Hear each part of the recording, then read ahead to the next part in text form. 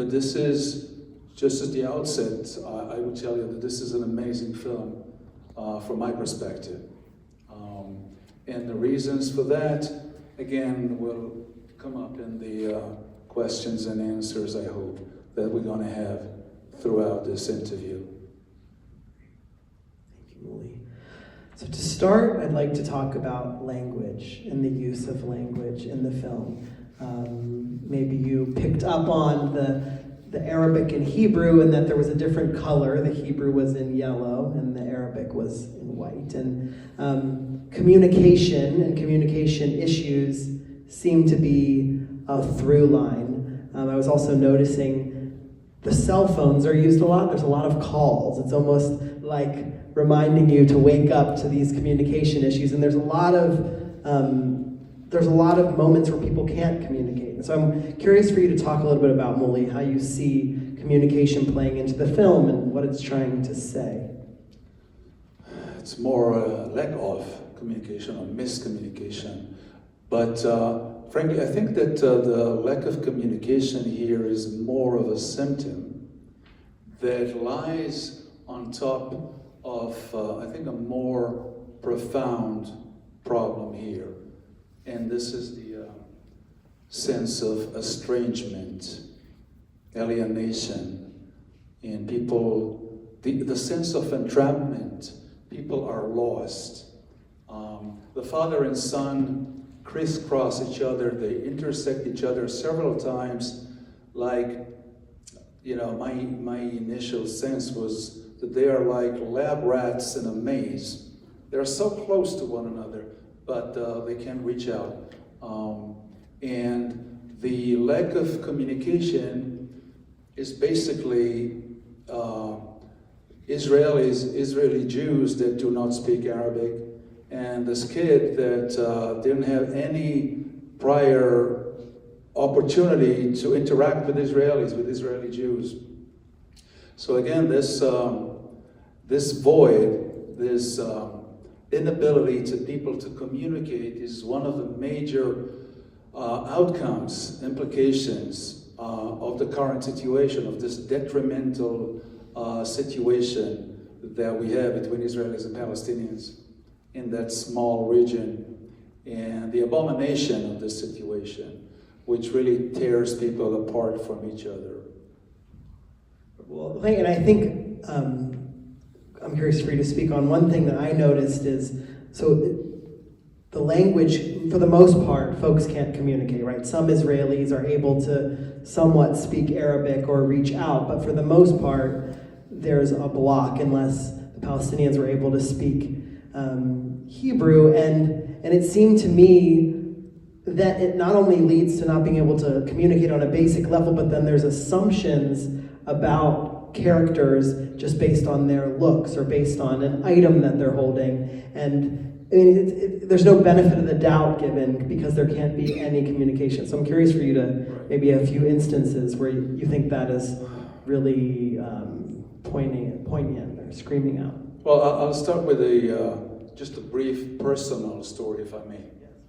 Okay, so I was born in Israel, born and raised in Israel, in Ramat Gan, which is a city east of Tel Aviv. And by the way, for me, also the sea was, you know, the place to go to get out of the strangulation that we felt growing up in Ramat Gan. But we didn't have, you know, checkpoints on the way. We just had a very slow and crowded bus, number 61, which was terrible at the time, but nothing compared to this trial and tribulation of this little kid. And this is not the story. The story is this one. In high school, the first time that they thought of teaching us a foreign language, a second foreign language, in addition to English, they taught us French. French. What can I do with French in Ramat Gan? They didn't bother teaching us Arabic. Now, this was not just an arbitrary choice. It has policy behind it. It has ideology behind it. It has attitude behind it. Yes, we are in the Middle East, but we don't belong here. So We should know French because we are Europeans. And Arabic, we let the Arabs adjust to us and they will study Hebrew. Thus, at the outset, you see this sense of they are not on the same par with us. And you saw those two women in the playground, and she was lamenting the fact that they didn't teach her Arabic. I felt, I knew this story. I don't know Arabic until this very day. I caught a word here and there. But with regard to the communication, the attitude, I think that there is still this formal attitude that we don't have to bother and study the language of the natives.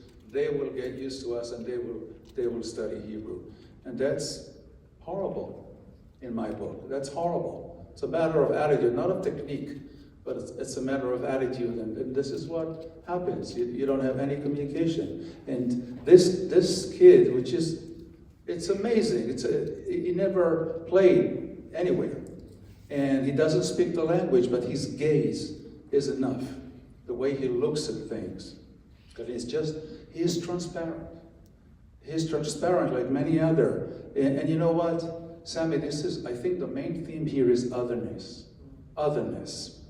And how people fear otherness. And there's a lot of fear in this movie. Everybody on both sides. Now, if you notice the cab driver, he's very friendly with the guy he takes for a ride, and then he suddenly hears Arabic. You see his expression changes. There's a lot of fear there. And then the woman on the bus that sits next to the kid's father, also she's very, very weary. She's very, very, the suspense, the suspicious. You don't trust. There's a lot of mistrust. And this is the daily situation where we come from. Thank you. Well, and as an Israeli, it's an interesting portrayal of Israeli Jews. So I'm curious your thoughts on this, because I feel like often in America we highlight the moments that in Israel, like if you're sitting on a bus and then someone will have you hold the baby on the bus because we're all family and we do things for each other and whatnot. And this is an interesting kind of contrast to that, because I think most people do not assume Khaled is Palestinian. Like, they don't have that assumption. Even the kids, those three kids that kind of want to beat him up for not stopping the bus, they don't assume he's Palestinian. They seemingly assume he's Israeli, and yet it's an interesting, from my perspective as an American, an interesting snapshot of when Israelis are open-hearted, when maybe it's kind of a critique of the amount of times Israelis are more closed off. But I'm curious your take on kind of the behavior of the various Israelis we encounter on Khaled's journey. I think it's a regular behavior because they see a small kid wandering around and they don't have any doubts that he is one of us. I mean, he's just walking around after school with his bag on his shoulder, and they cannot really fathom the idea that a Palestinian kid from Ramallah is lost in Tel Aviv. I mean, it's so bizarre, it's so surreal that you push this thought aside. You don't want to deal with it. And the fact that he's not speaking, well, he's got an impediment, but certainly he cannot be Palestinian. Also, he's got blue eyes. So that's also makes it totally impossible for him to be a Palestinian. You see, we live in a world of images. And I think this is one of the most significant advantages of this movie. This is really the most important, I think, the most important contribution that this film offers to the dialogue between people in general, but between Israelis and Palestinians in particular.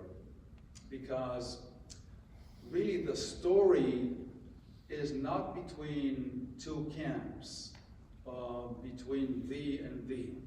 The conquerors, the settlers, the territories, I'm not heard?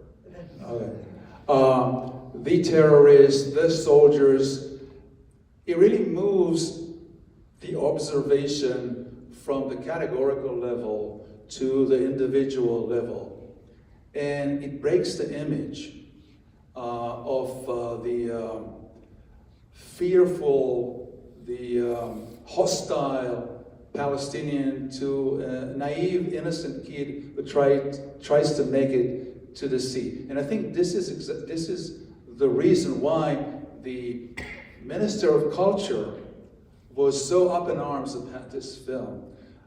He banned it, and he said it's a pro-Palestinian. I don't think he saw it, but nevertheless, it's a pro-Palestinian movie.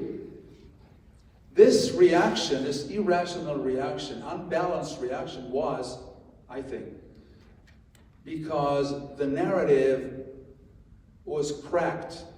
The narrative of the evil other was falling apart when you see this is not an evil terrorist. This is a kid who likes, like any other kid, to get to the sea. And the advantage that the Israeli narrative, the Jewish narrative had so far vis-a-vis the Palestinian violence and terrorism is just falling apart at the seams when you see this kid and his father. Khalifa Natur is an amazing actor. His father is jeopardizing his whole status and livelihood, leaves the workplace. He doesn't have papers. He's illegal alien or immigrant. He doesn't have a permit. And every time he sees somebody with uniforms, he freezes. It gives you the sense of what is the individual human Palestinian experience. And I think the film does an excellent job doing this. By the way, the sea, I don't know if you recall François Truffaut's masterpiece, 400 Blows, when the kid as well, I think the same age even, runs away from his school and wants to get to the sea, whatever means he has. And there is also another Israeli film from the 1990s, I think, Everything Begins at Sea. And also come to my head one of Amos Oz' fantastic films, which is called It's the Same Sea. It's the symbol of the sea as freedom, as the place, the ultimate place to watch the horizon, the future, the hope, this crave, this aspiration to get to the sea, and there shouldn't be any problem, even from Ohio, to get to some sea. But there, even though the distance from Ramallah to the Sea of Tel Aviv is 45 minutes. 45 minutes. It's like Ulysses. It'll take him years and years and decades, if at all, to get to the sea. And this is an abomination. This is sad. It's a sad movie. Well, and what's even more painful about that are the amount of times we hear that Khaled was almost there, right? He was there in his mother's belly. He hears the sea through the shell. And then this last scene, which I think is just so heart-wrenching, where he's there. He's that road in Tel Aviv where you're right there, you can see the beach, and the glass is between him. And there's a question of whether he'll ever get to see the sea. That's an excellent point, Sami. By the way, another way that they show that he's almost there, he watches the video that his classmates brought him. Well, so he's always almost there every time, almost there. So your conclusion can go both ways. One conclusion could be, not mine, desperation. He fails again and again and again, so give it up, man. But the other conclusion can be, okay, you make it closer, closer, closer. Next time you'll succeed. Now, here's the thing. Some may see it as a metaphor for the destiny of the Palestinian people. But this is on you. Metaphor is the interpretation. The script is simple. A little kid wants to make it to the sea. the meaning that you give it, the symbolism that you give it, is on you, right?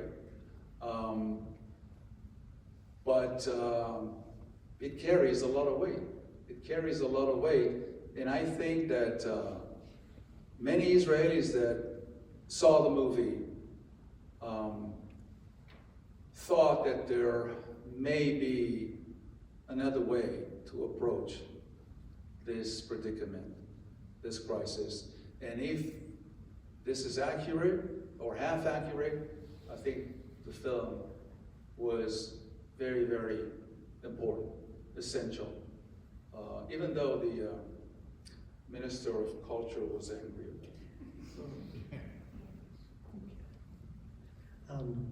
I want to encourage folks, if you have questions, feel free to raise your hand. And I know we have some film festival folks who will come around, and we want to invite you to write the question on the card, and then they'll bring it up to us, because we do want to see what is on your mind. But while you're doing that, I wanted to ask Muli, sticking with the ending, your thoughts on this Tel Aviv cafe and the commentary that might be saying about Tel Aviv folks, and also what might you think happens? The film blacks out. We don't know what's going to happen to Khaled and his father. So what do you think is going to happen in your best guess? Yeah, your guess is as good as mine. He's going to be thrown to jail, and then he will be, they will drive him to the border, and he will get back home. And we don't know if he's going to make it to Tel Aviv again. This is not his first attempt. He was working in the bakery. Something happened there. We don't know. But he's trying again and again. We must realize the desperation of this situation. It's such a dismal situation. You don't have any income. You don't have any possibilities of livelihood. So you have to go all this Via Dolorosa, which entails humiliation and fear, because you need to bring home the bacon. I don't know if it's a bacon, but whatever money you have, and they leave home for weeks on end. They don't see the family. Here again is another advantage to really open a window. Most Israelis are not aware of it. Most Israelis are aware of Palestinian violence, Palestinian terrorism. You stick to the narrative that you find resonating with what you have inside already. We all have cognitive systems, and we have gates to those cognitive systems, and then they don't let in anything that really negates our prior knowledge or our prior assumptions. And I think this is important to show, to open a window to not the other reality, but the actual reality of many Palestinians, hard-working Palestinians. And we need to realize that Hamas, the extremism of Hamas, is not the Palestinian people. It's like saying Ben Gvir is the Jewish people. But this is the grim symmetry of the situation, and most Palestinians would like to make a living and live with dignity. And this is a very important window to Israelis to have a look at this initial knowledge about the situation of their neighbors. Thank you, it's helpful. I'm curious, and while we wait for the question, because I know I stuck two different parts. So yeah, the cafe in Tel Aviv. Well, I know that cafe. That's in Tumpelto Street. I think this is the writer and the director knows his material. He's got this very delicate observations of the Israeli character. Israelis like to live normally, but look, the reality is, the grim reality is that Tel Aviv had several incidents of suicide bombers coming in. So it's frightening. It's frightening. You don't know what to think. You see a little kid and his father humiliated in the streets, across the street from you, but you don't know You don't know what's going to happen. Maybe there is some kind of a concealed weapon. It's such a confusing situation. You'd like, when you sit in the cinema house and you see this, you'd like to run and just hug those people. But for Israelis, it's such a confusing reality. And when they return to normalcy, to their routine, this for me? No. Oh, okay. If you're not Israeli, you think this is odd. Well, they order their cappuccino after they see this humiliation. But this is the routine of living in Israel. You are vacillating between horrendous events and you try to hang on to normalcy. And this is, I think, what is reflected in this scene, that for others, people on Mars, it might look very, very strange. So this is my take on it. This is exactly how Israelis live. They jump from a horrendous moment to trying to continue their lives with serenity. All right. So we have hard questions. People are thinking in here. I'm going to kind of paraphrase this question. So one is, someone asks, how is this an Israel film? I'm curious your take on that. How is that Israeli film? How is it? Yeah, how is it an Israel film? And then on the same token, do you think the Palestinian population saw this film, was able to see this film, it was shown, and how, if there was any sort of reception to this? That's interesting. I don't know. I assume that the Palestinians did not see this film. It's an Israeli film because it's an Israeli production. Israeli funds, not government funds. Israeli director. Some of the actors are Israelis. Khalifa Natou is an Israeli actor, Israeli Arab, I think from Haifa. So it's definitely Israelis. And he won the Israeli prize. I mean, if films are not Israeli per se, they cannot be candidates for the Israeli Oscar, the Ophir Prize. But I don't think Palestinians saw that. Several years ago, there was another fascinating movie called Paradise Now. I don't know if anybody saw this. And that was a movie about two suicide bombers, two Palestinian suicide bombers, not religious, not fanatics, but because of, I don't want to ruin it for you, try to see it. It's an amazing film. But that was a pro-Palestinian movie per se, but it wasn't shown in the West Bank and Gaza either. I don't know what are the rules and regulations there. Unfortunately, I've been to the West Bank only with my uniform on, so I didn't get the vibe of the place. That's another sin because not only that you don't speak the language, you don't get to see and to get to know and get acquainted with those people because of the situation. So I really don't know, but I don't think they will see it. I think it's important to, just picking up on what you said, that it was an Israeli-made film that, even though it won like the equivalent of the Oscar in Israel, there was pushback from the government. And my understanding from the American side, right, international countries submit films to the Oscars, and there was a lot of pushback from the Oscar community, the film community in America, they didn't want to highlight an Israeli film, when the reality is, this is the, I would argue, probably the message that maybe some of those folks who resist Israeli films in the American Oscar world, this is a message that would resonate. So that's kind of also this complexity of what it means to be an Israeli film, both in Israel and then the way the rest of the world perceives that. Absolutely. So there's a question here in Hebrew, and unfortunately my Hebrew is not strong enough to translate it and do it here, so I thought if you wouldn't mind translating and answering whatever question you want to make. You don't have your Hebrew and I don't have my glasses. Anyway, so,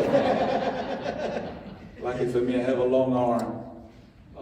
בבקשה, משאלה, אולי כדאי That's a handwriting, that's another issue. אולי כדאי לראות דברים חיוביים. And put on the pink glasses on.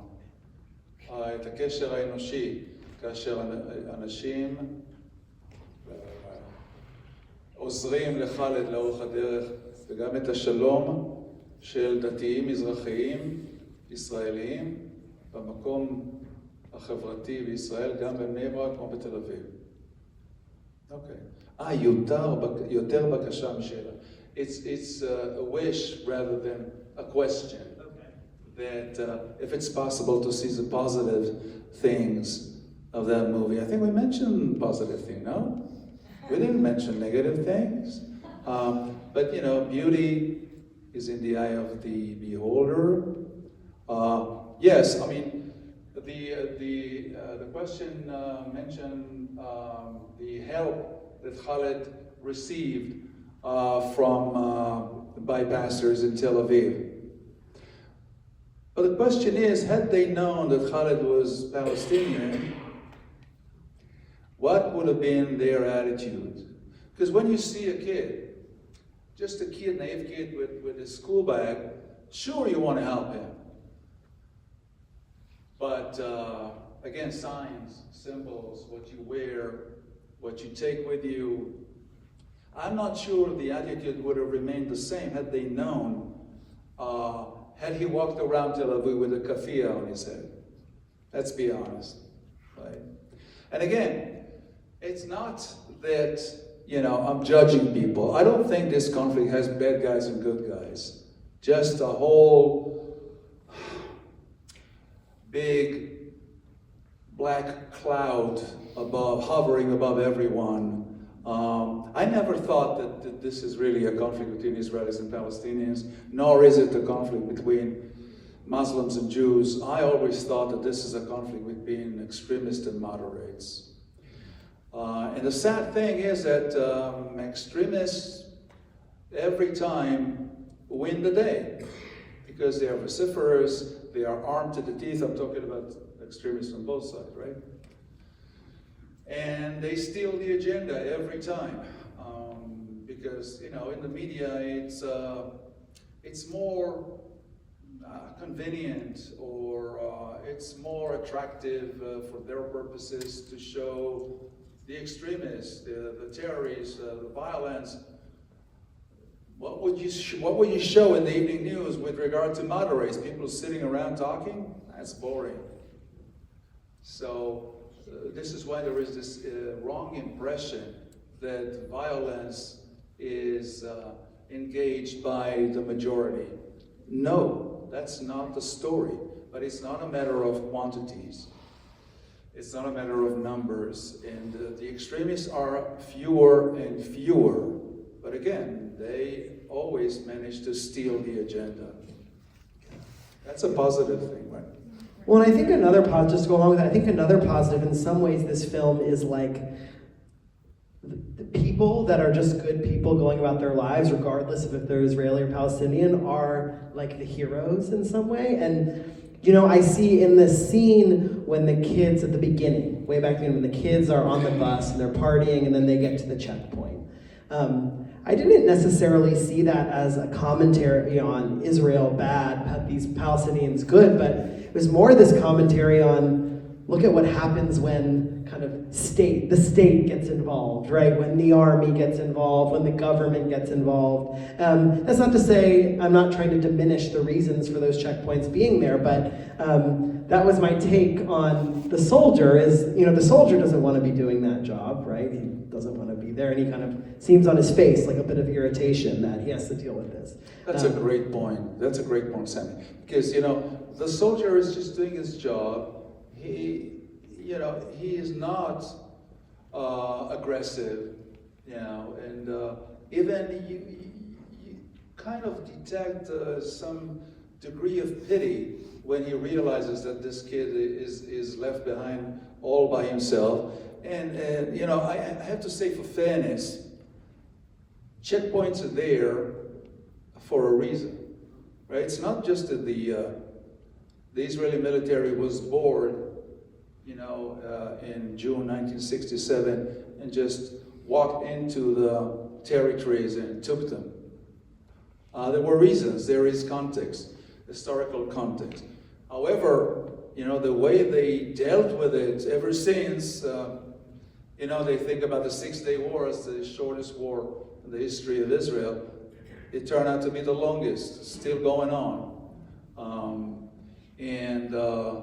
I think that Israel had many opportunities to make amends. Of course, on the other side, there aren't, people who are, the optimal partners. But there's got to be a way. I mean, it's unbelievable. Next year is going to be 60 years to that war and to this detrimental situation that we are facing now.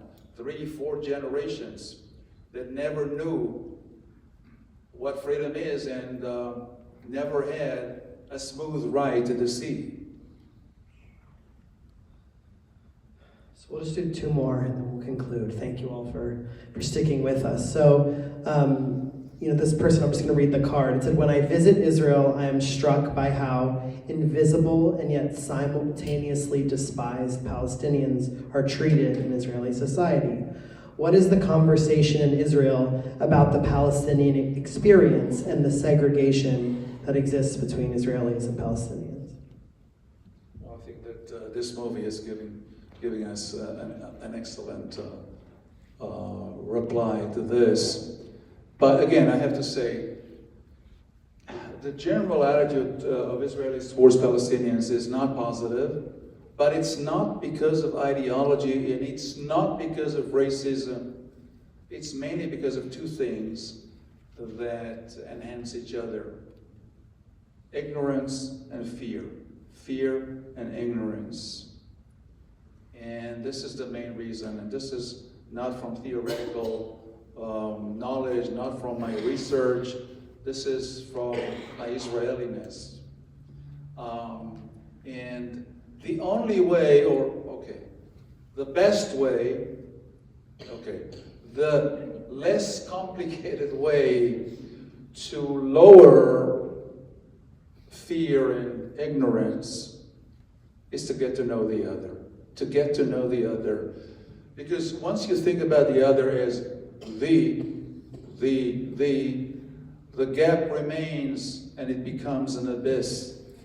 But once you get together, not Israelis and Palestinians, but Moshe and Musa get together to the same room as human beings, there is a transformation. There's bound to be a transformation of attitude when you get to know, when you yank the person from the box and you get to know him, and suddenly you realize you like the same music, you like the same food, you like the same author.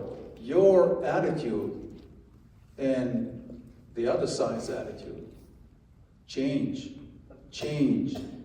The sad thing is, Sami, that Israelis and Palestinians do not get together as individuals. They get together in the checkpoint or in jails. And if that continues, those negative images will never fade away. Well, I think that takes us toward the last question, which, kind of tying in what someone else wrote, I'm curious, where do we all go from here? Where, in your mind, we're all going out into the world after this.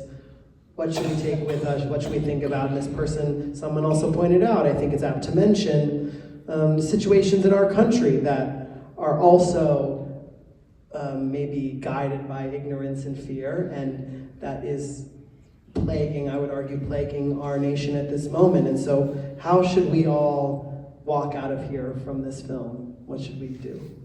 I didn't want to mention it, I'm glad you mentioned it, that the similarities, the analogy between this movie and what's going on here, the fear on the streets, the freeze when you see somebody with uniform approaches, it's very similar. Without naming names or anything like that, but people know.